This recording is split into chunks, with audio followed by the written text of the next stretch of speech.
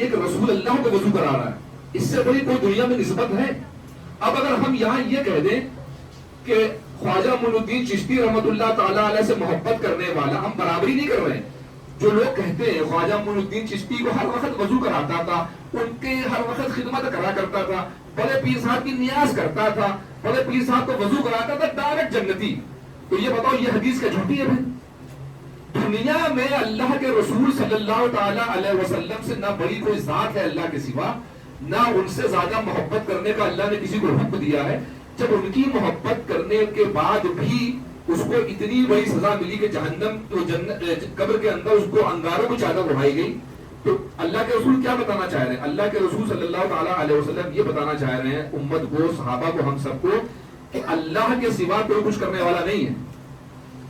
اب کل شیء یرجع الی اصلہ، ہر انسان اپنی اصلیت کی طرف رجوع ہوتا ہے۔ ہماری اصلیت کیا ہے کہ ہم اللہ کی طرف سے آئے ہیں، اللہ کی طرف جڑ جائیں، اللہ کے لیے جڑ جائیں۔ یقین مانیے تعریف کی بات نہیں ہے، اپنے بڑے والے بھائی کی بات بتا رہا ہوں، انس بھائی، اور 35 سالوں سے محمد اظہر الدین جو انڈین کے کرکٹ کیپٹن ہیں ان کے ساتھ وہ کام کر رہے ہیں، اور یوراج سنگھ، محمد کیف، وی وی ایس لکشمن، ایسے پلیئروں سے وہ چائے بنواتے تھے اپنے لیے۔ مطلب اظہر الدین کے سیکریٹری تھے، جس کو چاہے ٹیم میں رکھیں، جس کو چاہے باہر کروا دیں۔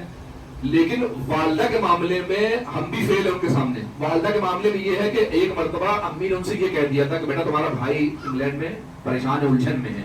تو امی ہم کو لے کر کے پریشان تھی، تو بھائی نے کہا امی کیا ہو گیا، ہم جائیں گے انشاءاللہ دسمبر میں ہم جا کے دیکھ آئیں گے۔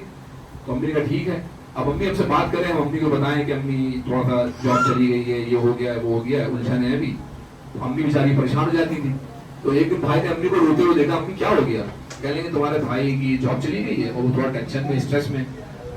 10 دن کے اندر انس بھائی میرے پاس آ گئے، صرف امی کو دیکھ کر کہ امی پریشان ہے، اور آنے کے بعد جو بھی فائنینشیل ہیلپ ہوئی ہماری کری۔ تو اور کبھی جب بچپنے میں کم عالم تھا، تو بچپنے میں جو امی پڑھائی کی وجہ سے مارتی تھی، تو لوگ کہتے تھے چچی اس عمر میں کیوں مارتی ہیں، تو ہائی اسکول اس نے کر لیا، جوان ہو گیا۔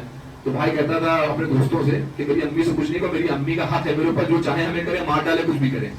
اور وہ اظہر الدین سے بھی یہ کہتا ہے کہ اظہر بھائی اللہ تعالیٰ کی کے لیے نماز ہم لوگوں نے اللہ نے ہم لوگ کو نماز فرض کری، روزے فرض کیے ہیں، لیکن اگر ہمیں بیماری ہے ہم روزے کبھی کبھی نہیں رکھ پاتے ہیں، نماز کبھی کبھی عشاء کے ٹائم پہ نہیں پڑھتا ہے، بعد میں پڑھ لی، لیکن پتہ نہیں کیا بات ہے امی سے ہمیں اتنی وہ خوف لگتا ہے، اور امی سے اتنی زیادہ محبت لگتی ہے کہ اگر امی کسی چیز کے لیے کہہ دیں تو ہم سے نہ نہیں ہوتا ہے۔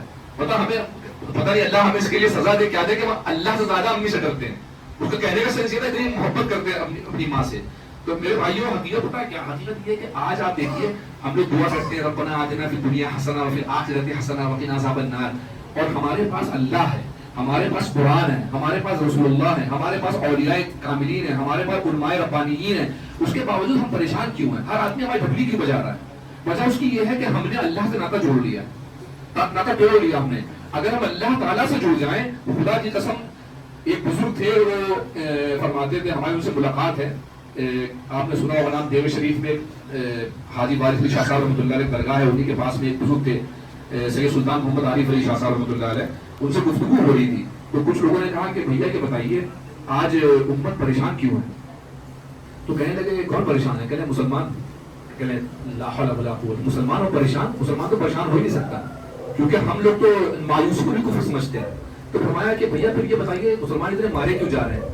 آپ ان کا جملہ دیکھیے کتنی بہترین جملہ کہا، مطلب اتنی بڑی بات نہ کر کے ایک جملے میں بات کہہ دی، کہنے لگے یہاں بھی مارے جا رہے ہیں اور وہاں بھی مارے جائیں گے۔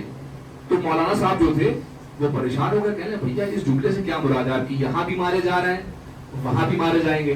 اتنی پیاری بات نہیں کہتے ہیں، یہاں اس لیے مارے جا رہے ہیں کہ مسلمان ہیں، یہاں اس لیے مارے جا رہے ہیں کہ مسلمان ہیں، اور وہاں اس لیے مارے جائیں گے کہ دنیا میں مسلمان تھے ہی نہیں۔ آپ ہم کو بس ایک سوال بتائیے، کیا مسلمان کبھی شراب پی سکتا ہے؟ کیا مسلمان کبھی سود لے سکتا ہے؟ کیا مسلمان کبھی زنا کر سکتا ہے؟ کیا مسلمان کبھی آدمی گناہ کر سکتے ہیں؟ کیا مسلمان کبھی چوری کر سکتا ہے؟ تو جب ہم کر رہے ہیں ہم مسلمان ہیں کیا؟ اورنگزیب، بادشاہ اورنگزیب عالمگیر، ان کے جو استاد تھے، ان کے جو پیر تھے، حضرت اللہ احمد جیون رحمۃ اللہ تعالیٰ علیہ، بادشاہ اورنگزیب کسی معاملے میں اپنا یہ شہر چھوڑ کے کسی جگہ گئے، گجرات وغیرہ، اپنے استاد کو جو بہت بڑے عالم دین، بہت بڑے اللہ کے ولی تھے، کہا کہ سارا معاملہ میں نے سب کو سپورٹ کر دیا، خزانہ جو ہے وہ آپ کے اوپر ہے، آپ دیکھے رہیے گا کوئی خزانہ ادھر ادھر نہ ہو۔ تو انہوں نے کہا ٹھیک ہے۔ ملا جیون رحمۃ اللہ علیہ اکیلے تھے، بزرگ صفر آدمی تھے، اورنگزیب چلے گئے، کچھ لوگ آئے اہلکار وہیں کے، ان کے عالمگیر کی فوج کے، کہنے لگے حضرت امیٹھی کا جو پل ہے، امیٹھی کا جو پل ہے وہ چور اٹھا کے لے گئے. تو انہوں نے کہا کہ اللہ کی مخلوق کو بڑی تکلیف ہو رہی ہوگی، کیسے ندی پار کر رہے ہو گنگا؟ کہنے لگے ہاں حضرت یہی تو مسئلہ آ رہا ہے. تو کہنے لگے اس پل کو لانے کے لیے چوروں کو کتنے پیسے دینے پڑیں گے؟ تو انہوں نے بتایا خزانے سے اتنے آپ کو دینا پڑے گا. انہوں نے فوراً ایک پرچی لکھی اورنگزیب پہ نام کہ امیٹھی کا پل چور اٹھا کر کے لے گئے، اور چوروں سے پل چھڑانے کے لیے مخلوق کو تکلیف نہ ہو، میں نے اتنے پیسے خزانے سے دیے، اور اپنی سائن کر کے وہ انہوں نے پرچی وہاں ڈال دی. کچھ ہفتوں کے بعد اورنگزیب بادشاہ عالمگیر آئے، خزانہ چیک کیا، سارے دستاویز چیک کیے، تو پرچی اس میں لگی. اب اپنے استاد سے، اپنے پیر سے غصہ تو کر سکتے نہیں تھے. بلایا، کہنے لگے آپ نے اتنا احمقانہ فیصلہ کیسے کر دیا؟ یہ بتائیے کوئی پل اٹھانے کی چیز ہے؟ آپ ہمارے استاد ہیں، ہمارے پیر ہیں، اتنے بڑے عالم دین ہیں، آپ کو اتنا بھی نہیں سوچا آپ نے حضرت کہ یہ پل کو چور اٹھا لے جائیں گے؟ تو حضرت کہنے لگے یہ بتاؤ، پل اٹھا لے جائے چور، یہ تو تمہاری